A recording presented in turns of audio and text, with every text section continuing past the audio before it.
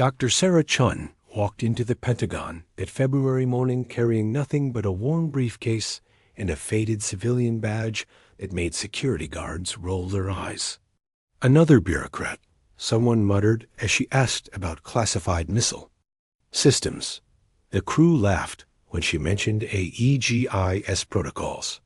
She looked like every other academic consultant they'd seen. Unremarkable, forgettable, powerless. But when Sarah pulled out her phone and entered a seemingly innocent code, something extraordinary happened. The screens around the Pentagon flashed red. 52 fighter jets scrambled into the sky. And suddenly, that faded civilian badge didn't look so civilian anymore, because what happened next would reveal one of the Pentagon's most closely guarded secrets, that sometimes the people protecting America's deadliest weapons have been hiding in plain sight all along, and the most ordinary-looking person in the room might just be the most dangerous. Welcome to the Hidden Stories. From which city in the world are you watching this video today? If you enjoy stories about covert operations and unknown heroes, don't forget to subscribe to hear more untold tales from history. The misty February morning in Washington, D.C. carried the usual bustle through the Pentagon's E-ring corridors as the nation's largest office building slowly stirred to life. At precisely 6:23 a.m., an unremarkable Honda Civic pulled into the Pentagon's visitor parking area, and Dr. Sarah Chen emerged. At 38, she was a Stanford University computer engineering graduate who had later earned her doctorate in national security technologies from MIT.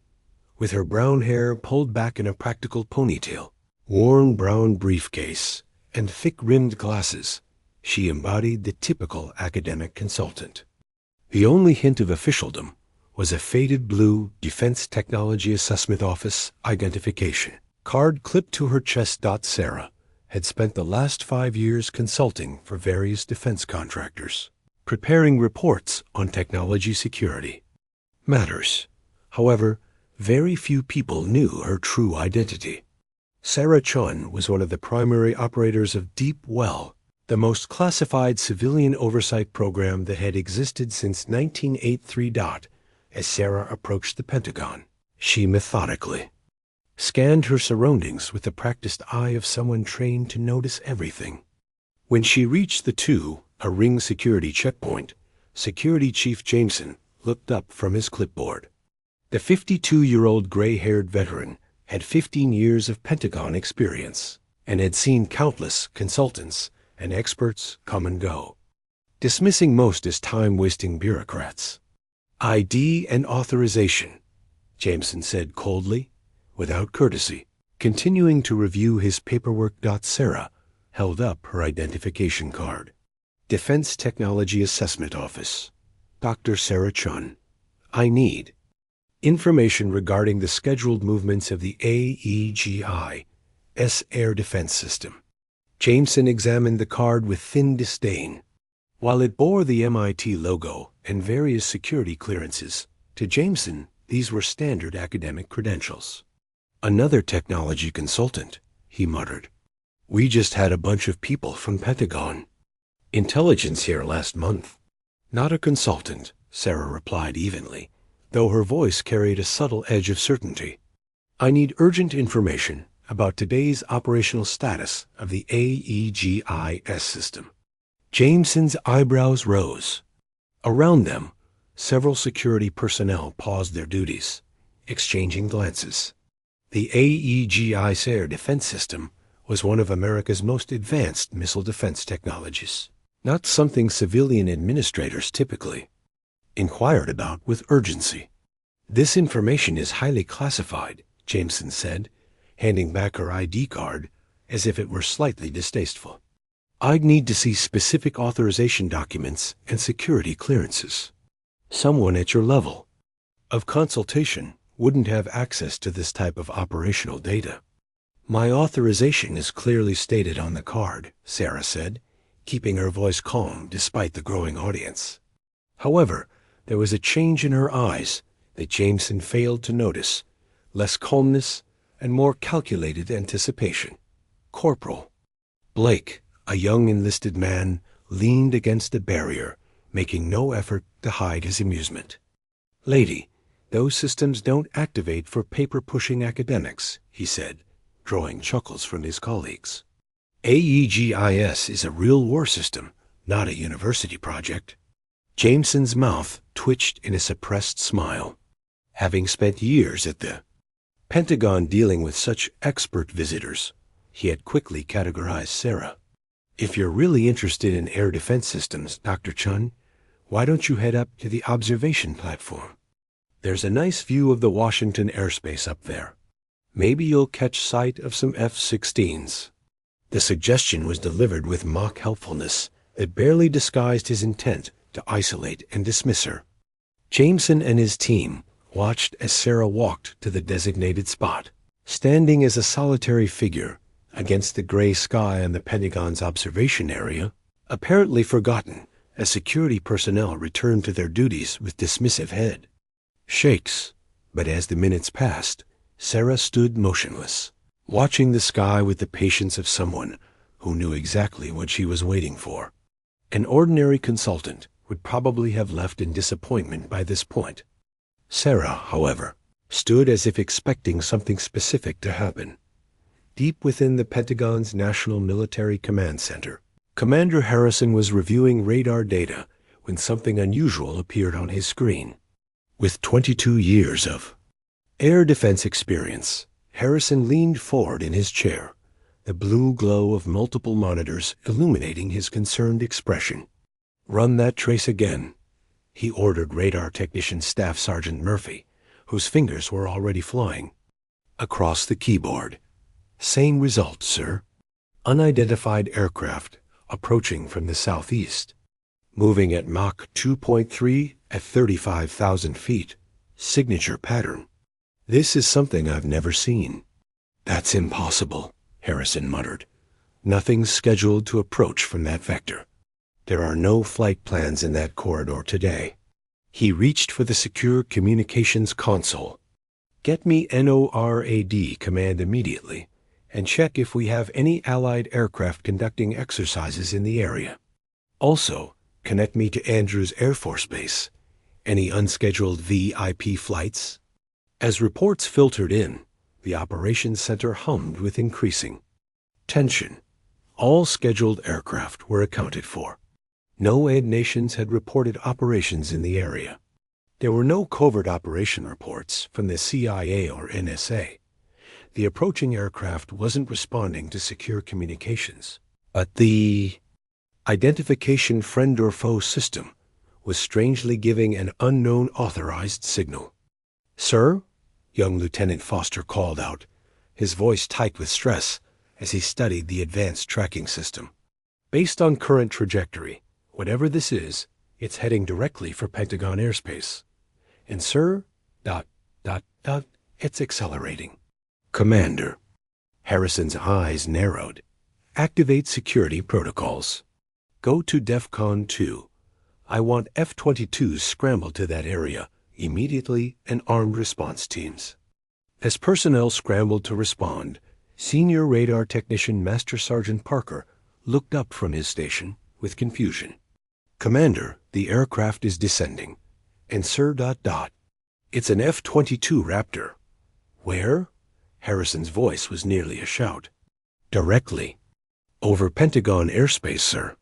But this isn't any of our F-22s. The signature is different." Harrison's gaze snapped to the security feed, showing Sarah Chen standing alone at the edge of the observation platform, watching the sky with unnatural calm. At that moment, a strange thought crossed Harrison's mind. This woman stood as if she knew exactly what was about to happen. "Who the hell is that woman?" he demanded. "Why is she standing there?" Security Chief Jameson was halfway through his coffee when the alarms began to sound. His radio crackled with urgent voices calling for security teams, announcing that the Pentagon was going to DEFCON 2.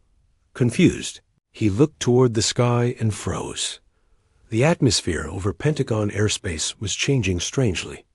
A massive air pressure shift was forming where no aircraft should be. Without warning, the sleek black shadow of an F-22 Raptor descended from the sky directly in front of Sarah Chen, as if answering a silent call. Jameson's coffee cup slipped from his fingers, shattering unnoticed on the concrete. In 20 years of security experience, he had never seen anything like this dot as the massive fighter aircraft descended from the sky. Complete silence fell over the observation platform. Armed security personnel rushed in and took defensive positions, 4 rifles at the ready, but their expressions betrayed their great uncertainty. This wasn't a standard security breach. This was a completely unknown situation. When the F-22's fuselage became fully visible, even Jameson noticed markings that his decades of experience didn't recognize. Instead of standard Air Force logos, there were special insignia indicating a classification beyond his knowledge. A silver eagle on black, with Phantom written beneath dot. The aircraft completed its landing and held an impossibly precise position. On the Pentagon's grassy area, facing directly toward Sarah, the cockpit canopy opened with a hydraulic hiss. Pilot, Major Victoria Phoenix Sullivan, emerged and stood rigid on the platform. Dressed in full combat gear with the same Phantom insignia on her helmet, Sullivan's gaze locked directly on Sarah, and without hesitation, she rendered a sharp, formal salute, a gesture of absolute respect and deference. Jameson slowly approached. Sarah, his earlier contempt replaced by complete bewilderment. The other security personnel gathered around were equally stunned. "Ma'am, I don't understand," Jameson said, his voice trembling. This is the Ghost Fleet. They don't report to any standard command. These aircraft shouldn't even theoretically exist." Sarah calmly reached inside her civilian jacket and revealed what had been hidden beneath her civilian ID card. A small Obsidian card with embedded platinum circuitry and a single red star. The card simply read, "Deep Well Omega Clearance." "I know who they don't report to, Chief," Sarah said, quietly, but her voice now carried a completely different authority. "They report to me." At that moment, Commander Harrison came running up with more security personnel, and 2 colonels from the Pentagon's Joint Chiefs of Staff. Harrison stopped as soon as he saw the Obsidian card. His face went pale, and he immediately brought his hand to salute position. "Authorization Omega," Harrison said, his voice mixing respect and fear. "You're a deep well operator."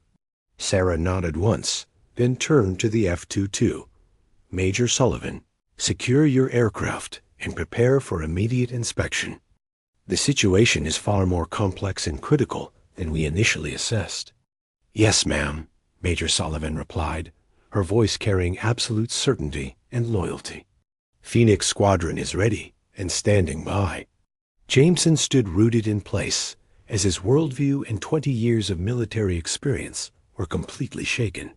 This woman wasn't an ordinary technology consultant. She was someone who wielded absolute authority over America's most lethal and classified military assets through a system he had never known existed. "Chief Jameson," Sarah said, turning to him with eyes that now seemed to carry the weight of impossible decisions. "I'll need access to your secure communication center, the SCIF, immediately. And Commander Harrison, call all senior command personnel at the Pentagon for an emergency meeting." "Ma'am," Harrison said, still in shock, "what kind of crisis are we facing?" Sarah looked at the Pentagon's massive building, then tucked away her Obsidian card. "Commander, we're facing the most sophisticated sabotage attempt aimed at capturing America's nuclear deterrent. And this attempt is coming from inside." 30 minutes later, in the SCIF Sensitive Compartmented Information Facility, one of the Pentagon's most secure areas, Sarah stood in a hastily assembled briefing room with senior officers. The room contained Commander Harrison, Pentagon Intelligence Director General Amanda Sterling, Cyber Command Representative Colonel Marcus Blackwood, and 2 unnamed analysts from the NSA. Sarah began laying out the situation with clinical precision, spreading classified files across the table. 3 weeks ago, Deep Well's automated monitoring systems detected critical anomalies in America's nuclear command and control systems. Someone has been very carefully and systematically attempting to insert unauthorized command pathways into nuclear fleet communication protocols. The briefing room was completely silent. Satellite imagery began appearing on the main screen. Russian naval movements near Alaska, Chinese naval exercises in the South China Sea, and unusual activities at NATO bases in Europe. This wasn't just a routine technology audit, Sarah continued, her authority now completely evident. This was a vital verification of whether America's most critical nuclear assets still respond to legitimate civilian authority. Because evidence we have indicates potentially compromised military channels exist. General Sterling leaned forward.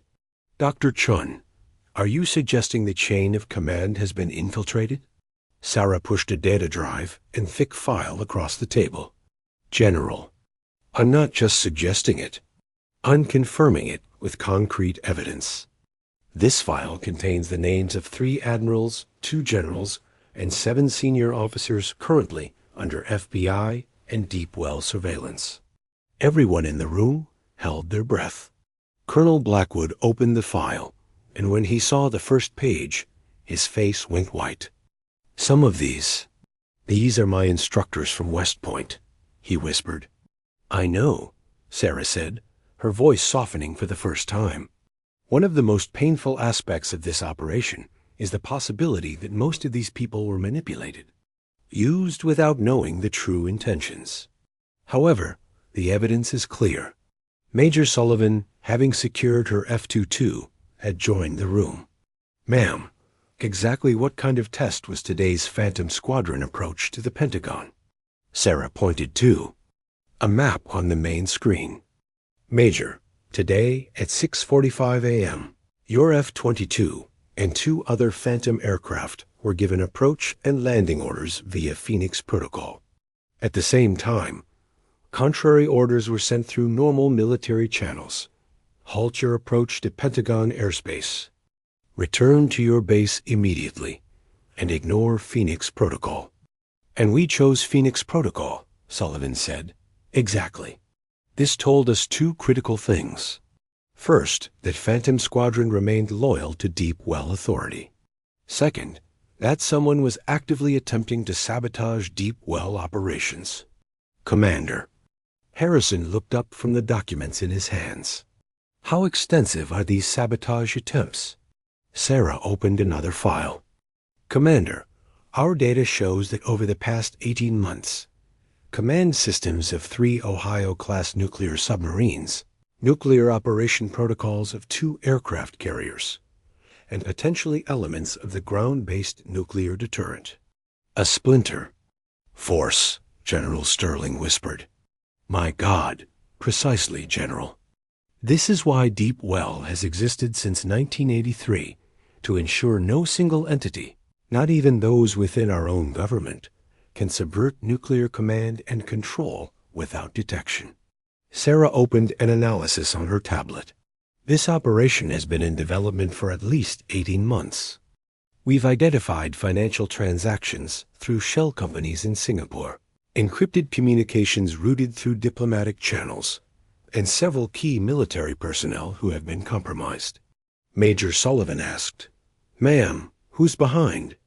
This operation? Russia? China? Sarah's expression hardened. It's more complex. Financial trails lead to Moscow. Technical signatures match known Chinese methodologies. However, the operational knowledge, this is purely internal. Someone with intimate understanding of our nuclear command and control provided the blueprint. Colonel Blackwood paled as he read the report in his hands. Admiral Morrison. He was my professor at the Naval War College. I know, Sarah said, showing real empathy for the first time. His involvement is still being assessed. It's possible he was manipulated rather than actively participating. But you don't believe that, Blackwood said sharply. No, I don't, Sarah admitted. But I've learned to separate evidence from intuition. Their conversation was interrupted by a soft knock. Commander Harrison's aide, Colonel Davidson, entered, followed by a stern-looking woman in civilian clothes similar to Sarah's. Ma'am, Harrison said, standing up, this is Director Elizabeth Vale from Naval Intelligence. Sarah stood. Liz, I wasn't expecting you until tomorrow. Things escalated, Director Vale replied. The Secretary of Defense has been briefed. He's requesting Deep Well's operational parameters and reporting structure. Sarah's expression hardened. The Secretary knows our parameters. They haven't changed since the program's inception. He's insisting, Vale pressed, given the circumstances. The circumstances are precisely why our independence is non-negotiable, Sarah replied. If we've identified 3 compromised admirals, we can't dismiss the possibility that the compromise extends higher. The tension in the room thickened as the implications of Sarah's statement settled over them. Commander Harrison and Colonel Blackwood exchanged glances, suddenly uncertain about where they stood in a world where even the Secretary of Defense could be viewed with suspicion. I need to speak with Miss Chen alone, Director Vale said her tone making it clear this wasn't a request. After the naval officers departed, Vale's professional demeanor shifted. You caused quite a spectacle today, Sarah. A fighter jet landing directly in front of you. The whole point of Deep Well is discretion. The whole point of Deep Well is effectiveness, Sarah countered. I needed to confirm that Commander Harrison would respond to Omega Protocol despite contrary orders. A spectacle was regrettable but necessary. Vale sighed, sinking into a chair. 4 other Deep Well operators have been activated in the last 12 hours. Martinez is at Kings Bay with the Atlantic Fleet.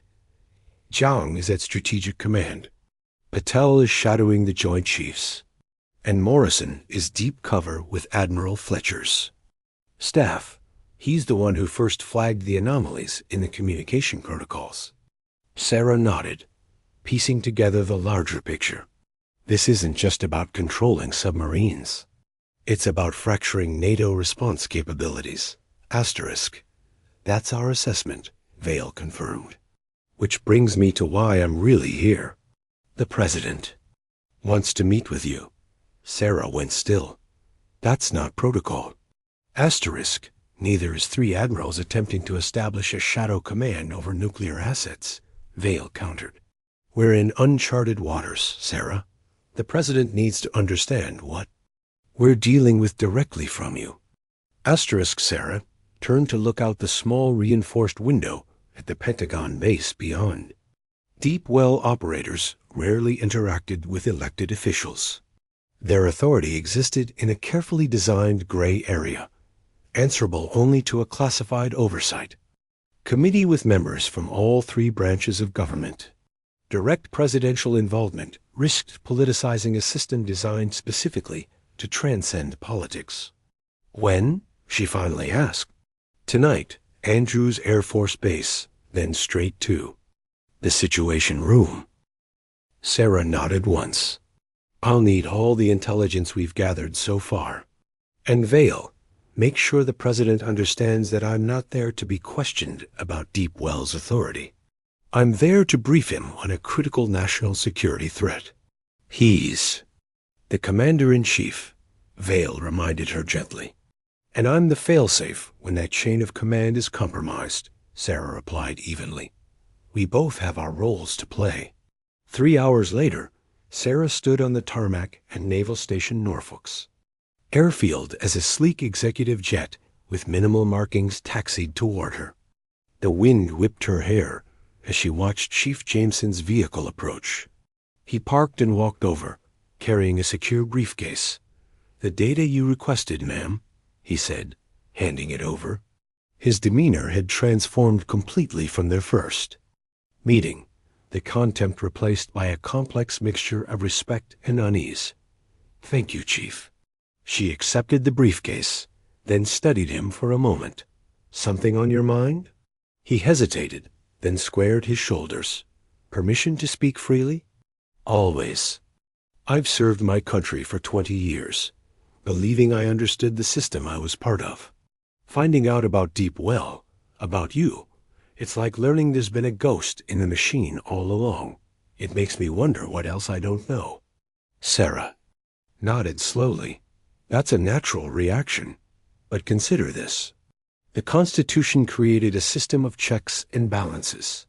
Deep Well is simply another check created after we recognized that nuclear weapons exist outside the framers' imagination. The power they represent required additional safeguards. Safeguards that operate in secret, Jameson observed. Some protections must remain invisible until needed, Sarah replied. Like antibodies in your bloodstream. You don't see them, but they're there waiting to respond to infection. Their conversation was interrupted as the jet stairs deployed. Commander Harrison approached, also carrying secure materials. You're coming? Sarah asked, surprised. Director Vale's orders. The President wants to hear directly from the Colorado's commander. Sarah accepted this with a nod, then turned back to Jameson. When this is resolved, most people will never know how close we came to catastrophe. That's as it should be. The public sleeps soundly because people like you stand watch, Chief. And people like you watch the watchers, he replied. Someone has to, she said simply, then turned and boarded the waiting aircraft. The flight to Andrews Air Force Base passed in intense preparation. Sarah and Commander Harrison reviewed the intelligence, identifying patterns in what initially appeared to be isolated incidents. The picture that emerged was disturbing, a carefully orchestrated attempt to create a parallel command structure within America's nuclear forces, potentially allowing for unauthorized deployment, or more likely, strategic paralysis during a critical moment. The question remains, Harrison said as they began their descent. Who's behind it? Russian intelligence? Chinese military? Internal actors? All evidence points to a collaborative effort, Sarah replied. Financial trails lead to Moscow. Technical. Signatures match known Chinese methodologies, but the operational knowledge, that's purely internal. Someone with intimate understanding of our nuclear command and control provided the blueprint. Their conversation halted as the aircraft touched down. Through the window, Sarah could see the distinctive Marine One helicopter waiting on the tarmac, its rotors already spinning. Waiting beside it was a figure she recognized immediately. The President of the United States. As she descended the aircraft stairs, Sarah felt the weight of the moment. This meeting represented the collision of two systems, the public face of American power meeting its shadow guardian. The President stepped forward, extending his hand. Dr. Chen, I've read your file, or rather the portions I'm cleared to see. Mr. President, she acknowledged, shaking his hand firmly. I wish we were meeting under different circumstances. As do I, he gestured toward Marine One. We have much to discuss and not much time. Admiral Morrison has been located in Helsinki.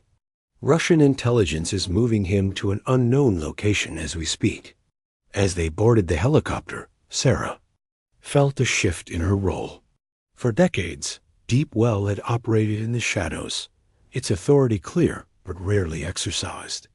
Now, as she took a seat across from the Commander-in-Chief, those shadows were receding. The question remaining was whether the system she had sworn to protect could withstand the light. Marine One thundered across the Capitol, its blades slicing through the evening air as it approached the White House. Inside, Sarah sat facing the President, surrounded by a small team of national security advisors and intelligence officials. Through the window, the Washington Monument stood illuminated against the darkening sky, a reminder of the enduring institutions they were fighting to protect. Walk me through the structure of Deep Well, the President said, his voice calm despite the crisis unfolding. I understand the concept, civilian oversight of nuclear assets, but the operational mechanics have been deliberately kept vague, even to me. Sarah nodded. Deep Well was established in 1983 under President Reagan after a series of near misses. During the Cold War, a NATO exercise called Able Archer nearly triggered a Soviet first strike because Moscow misinterpreted our movements. Separately, there were incidents where equipment malfunctions almost launched missiles automatically. The administration recognized that the traditional chain of command might be insufficient during a nuclear crisis. So Reagan created a shadow authority. The National Security Advisor interjected. Not shadow, supplementary, Sarah corrected. Deep well operators are civilians with specialized training. We have direct command authority over nuclear assets in very specific circumstances. When there's evidence the chain of command has been compromised, when false launch orders are detected, or when fail-safe systems themselves fail. The president leaned forward. And who selects these operators? Who oversees them? A classified committee with representatives from all three branches of government, 2 Supreme Court justices, 3 senior members of Congress from both parties, and 2 executive branch officials not directly in the nuclear chain of command. The committee selects operators based on psychological profiles, ethical evaluations, and complete political neutrality. Commander Harrison, who had been silent until now, spoke up. Sir, if I may, Deep Well's existence explains something that's always bothered submariners. Our launch protocols include verification steps that seem redundant, even contradictory. Now I understand why. They're designed to be recognized by operators like Dr. Chen. The president nodded slowly, processing this information. And today's demonstration at Norfolk? A confirmation that the Colorado would respond to legitimate civilian oversight rather than the compromised military channels, Sarah explained. Commander Harrison received countermanding orders through official channels, but recognized the Omega Protocol in my request. That tells us the hardware systems remain secure, even if elements of the command structure are compromised. The helicopter touched down on the White House lawn. Within minutes, the group had moved to the Situation Room, where additional intelligence. Officers waited with updates. Director Vale was already there, coordinating with other deep well operators across the country. Admiral Morrison has been moved to a Russian intelligence safe house near Helsinki, she reported as they entered. Finnish authorities are cooperating with our extraction team. More concerning is what we've discovered about the scope of the operation. A junior analyst stepped forward, activating a secure display. We've identified 17 compromised officers. Across the nuclear command structure, 3 admirals, 4 generals, and 10 officers with direct launch authority. But the real threat appears to be technological. Satellite imagery appeared on the main screen, showing a facility in the mountains of North Korea. This installation has been developing specialized quantum interference systems designed to mimic our nuclear command protocols. When integrated with the modified communication systems planted by Admiral Morrison's network, they could potentially issue false launch orders, or more likely, prevent legitimate orders from being recognized during a crisis. Creating strategic paralysis, the president concluded. If our nuclear forces can't respond to legitimate commands during a first strike scenario, ... Precisely, Sarah confirmed. It's not about launching our weapons. It's about ensuring they can't be launched when needed. The ultimate compromise of deterrence. We need to activate all deep well operators simultaneously, conduct a system-wide verification of command protocols across the nuclear triad. Any vessel, aircraft, or silo that fails authentication gets immediately isolated from the network until it can be physically secured and its systems verified. That's never been done.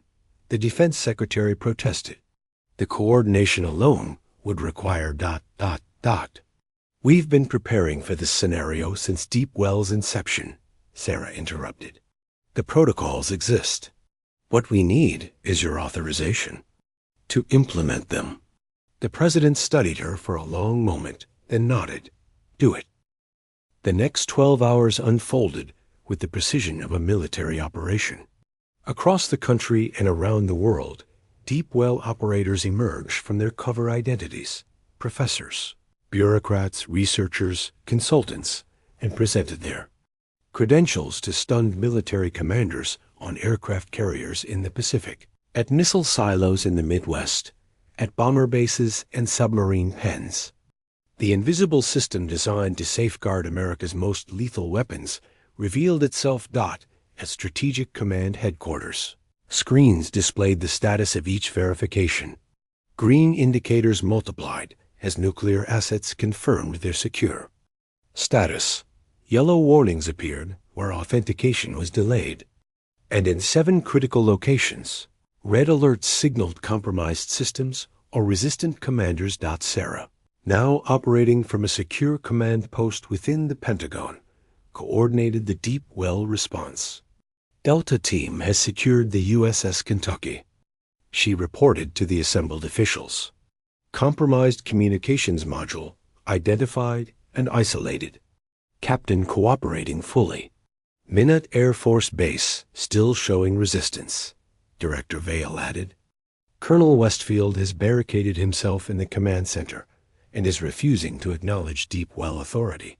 The president's face was grim. Options?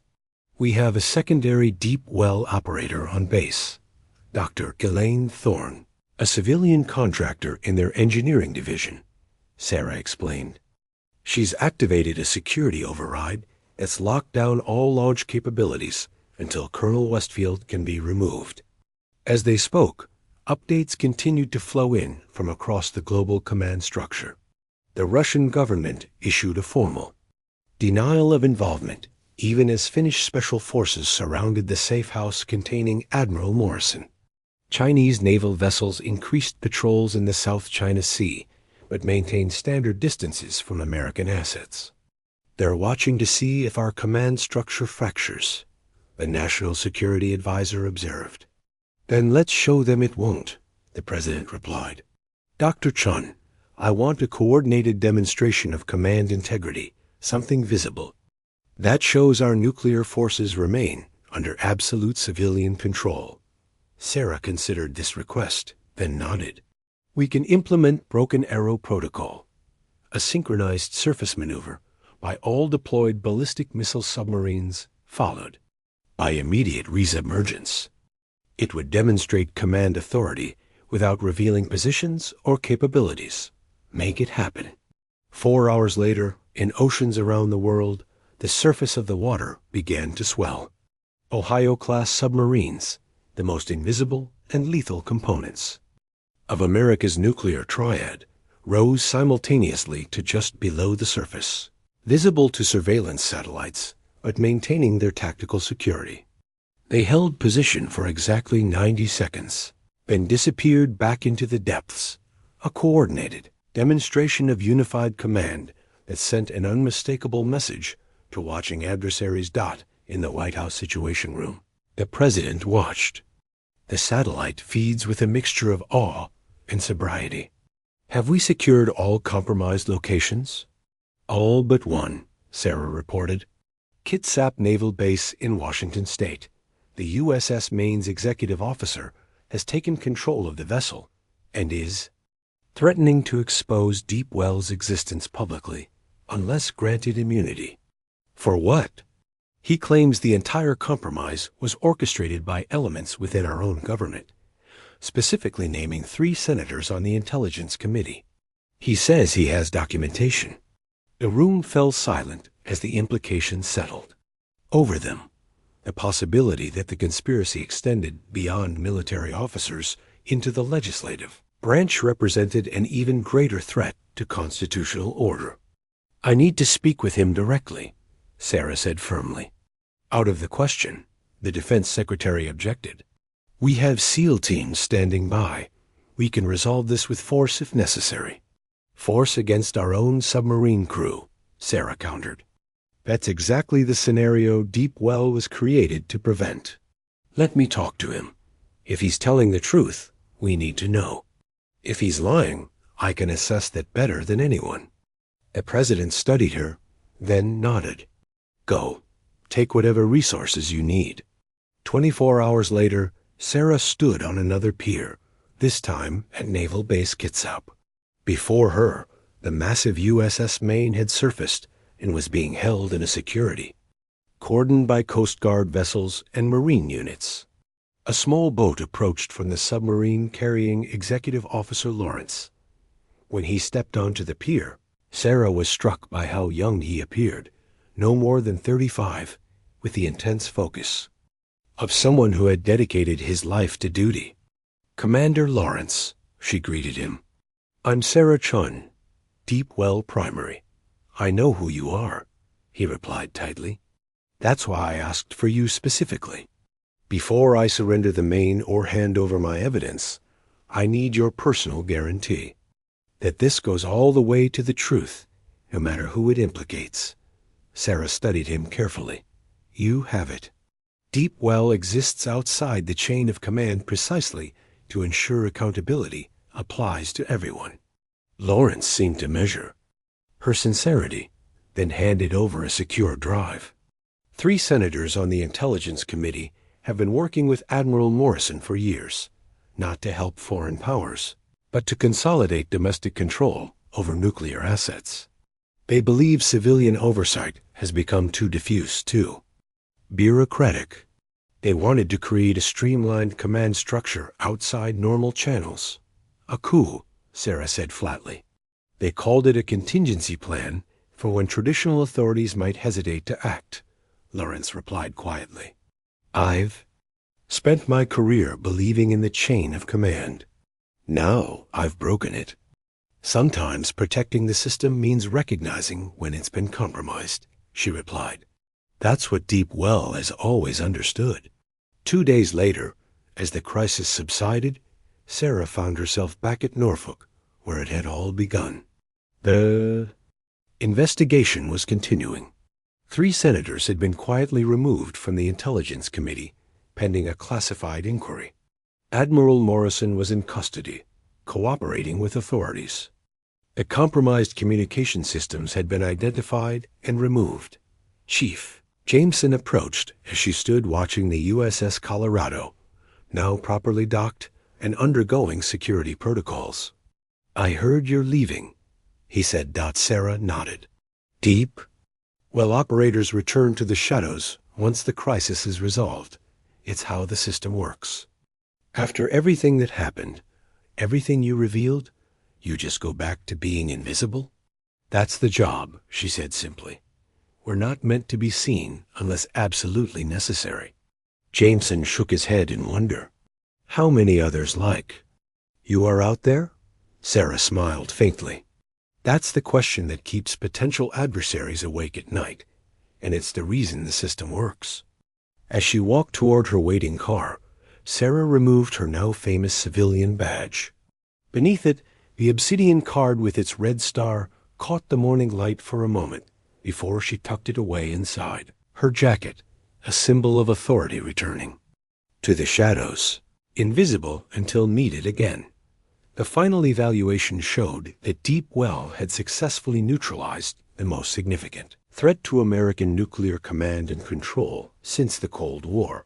The parallel command structure had been dismantled, compromised personnel removed, and the integrity of the nuclear deterrent preserved.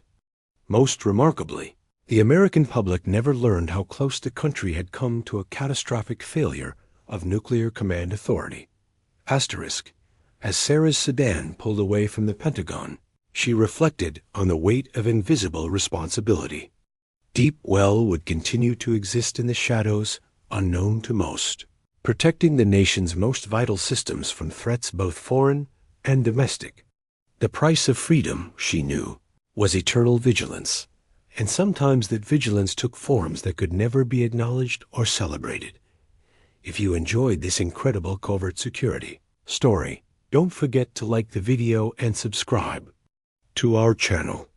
Turn on notifications so you don't miss these kinds of stories that show how real protectors work in secret.